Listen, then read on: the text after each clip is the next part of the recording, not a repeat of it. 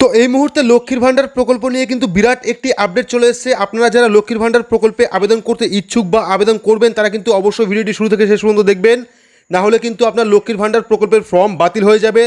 তার দরুন কিন্তু আপনারা 500 ও 1000 টাকা পাবেন না। তো ভিডিওটি কিন্তু খুবই গুরুত্বপূর্ণ, অবশ্যই শুরু থেকে শেষ পর্যন্ত দেখবেন। ভিডিওটি ভালো লাগলে লাইক করবেন, চ্যানেলটিকে সাবস্ক্রাইব করে পাশে রাখা বেল আইকনটি প্রেস করে নোটিফিকেশন অল করে রাখবেন, সবার সুবিধাতে ভিডিওটি শেয়ার করবেন। তো চলুন শুরু করি। তো এখানে আপনারা দেখতে পাচ্ছেন আনন্দবাজার পত্রিকা কি লিখেছে, এখানে দুয়ারে সরকার শিবির ছাড়া কিন্তু মিলবে না ফর্ম, অর্থাৎ লক্ষ্মীর ভাণ্ডার প্রকল্পের ফর্ম কিন্তু দুয়ারে সরকার ছাড়া অন্য কোথাও থেকে সংগ্রহ করলে কিন্তু সেই ফর্ম বাতিল করা হবে। তো এখানে দেখুন, রাজ্য সরকারের নানান প্রকল্পের সুযোগ সুবিধা পেতে কিন্তু এখন গন্তব্য একটাই, দুয়ারে সরকার ক্যাম্প। এই শিবির ছাড়া অন্য কোথাও থেকে কোনো রকম ফর্ম বা আবেদনপত্র বিলি বা সংগ্রহ করা যাবে না। মঙ্গলবার প্রশাসনিক কর্তা ও জেলা শাসকদের সঙ্গে বৈঠকে নবান্নের শীর্ষ মহল থেকে কিন্তু এই বার্তাই দিয়েছে বলে প্রশাসনিক সূত্রে খবর। পর্যবেক্ষক শিবিরের ধারণা, রাজনৈতিক প্রভাব থেকে দুয়ারে সরকার কর্মসূচিকে আড়াল করতেই কিন্তু এমন পদক্ষেপ। প্রশাসনিক সূত্রের দাবি, কয়েকটি জেলায় আবেদনপত্র তৈরি করে তা বিলি করার মতো তথ্য পাচ্ছেন প্রশাসনের শীর্ষ কর্তারা। এর পিছনে স্থানীয় স্তরে রাজনৈতিক প্রভাব একেবারে উড়িয়ে দেওয়া যায় না। মুখ্য সচিব হরিকৃষ্ণ ত্রিবেদী এদিন স্পষ্ট করে জানিয়ে দিয়েছেন যে এমন রাজনৈতিক গতিবিধি হয়ে থাকলে তা অবিলম্বে বন্ধ করতে হবে। শিবিরে গিয়ে উপভোক্তারা তাদের নিজের চাহিদা মতো কাজ করবেন, তাদের উপযুক্ত পরামর্শ দিয়ে সহযোগিতা করবেন শিবির পরিচালনার দায়িত্বে থাকা অফিসাররা, অর্থাৎ দুয়ারে সরকার ক্যাম্পে যে লোকেরা থাকবে তারাই কিন্তু আপনাকে এই ফর্ম দিয়ে সাহায্য করবে।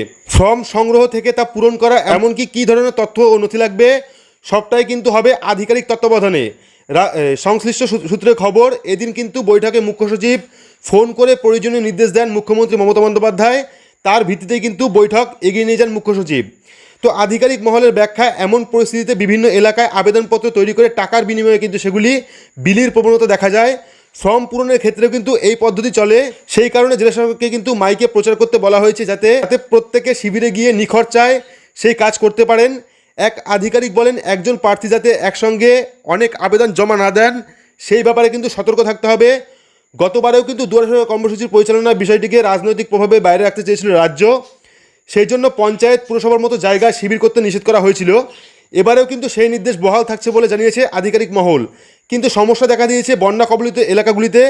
সংশ্লিষ্ট সূত্রে খবর, বৈঠক স্থির হয়েছে যেসব এলাকা এখনও জলমগ্ন সেখানকার পরিস্থিতি স্বাভাবিক হওয়ার পর কিন্তু দুয়ারে সরকার শিবির করা হবে।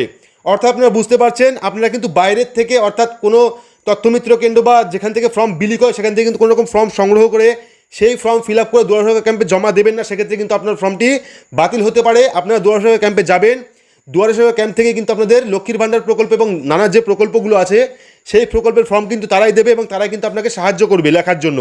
বাকি কী কী ডকুমেন্ট লাগবে তারাই কিন্তু বলে দেবে। তো এটাই ছিল আজকের আপডেট। তো আপডেটটা আপনাদের কেমন লাগলো অবশ্যই কমেন্ট বক্সে কমেন্ট করে জানাবেন।